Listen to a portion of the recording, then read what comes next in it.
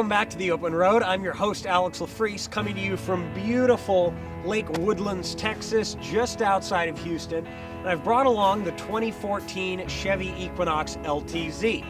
Now, Texas is the land of America, and the Equinox is an American SUV, so how will it stand up against the rest of the world? Let's hit the Open Road. The exterior of the Equinox looks fantastic. It's got this 3-layer pearlescent paint that's a $995 option, but looks really good. There's chrome everywhere, and I'm not normally a big chrome guy, but it's been tastefully done on this car, including the wheels, which are 18-inch wheels, and everything's big on it, you know, big tail lights, big headlights, big badges, and it all works to create a pretty aesthetically pleasing package. Things stay pretty positive on the interior as well. Let's start with the instrument cluster. Tach on the left, speedo on the right, fuel and temp up above, and in the middle you've got that crappy black / bluish green screen. It's got all the information you want, but it just looks like something out of a 90s Cadillac. Looks really outdated and sort of detracts from the rest of the fairly modern looking interior.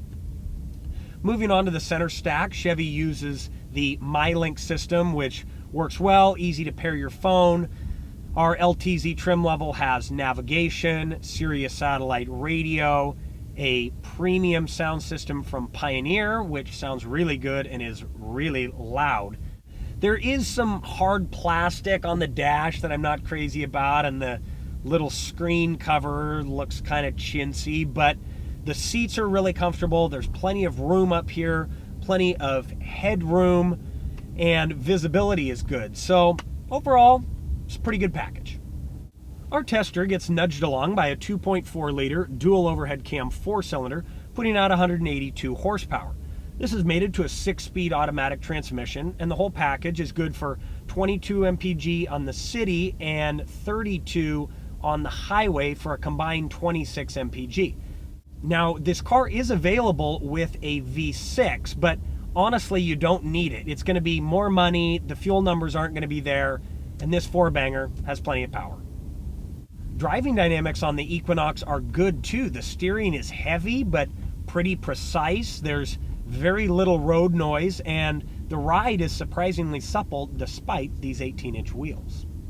The Equinox is about a foot longer than much of its competition, and that means excellent leg room and headroom in the back seat.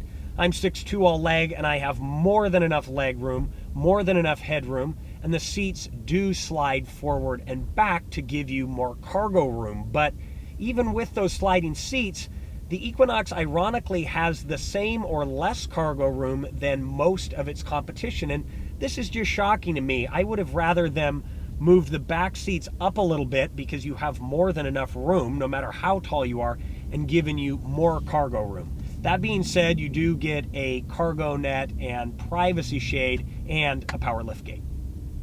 Our tester with the LTZ trim level, pearlescent paint, and floor mats comes in at $34,295. Now, that is a few grand more than most of the competition, but you are getting a bigger car than most of the competition. So would I buy an Equinox? Ultimately, yeah, I would. I think it's a really solid option. It doesn't stand out in any one category besides its overall size, but it does everything pretty well, and I always love to buy domestic. So make sure to give it a look. For the Open Road, I'm your host, Alex Lefriec. Thanks so much for watching.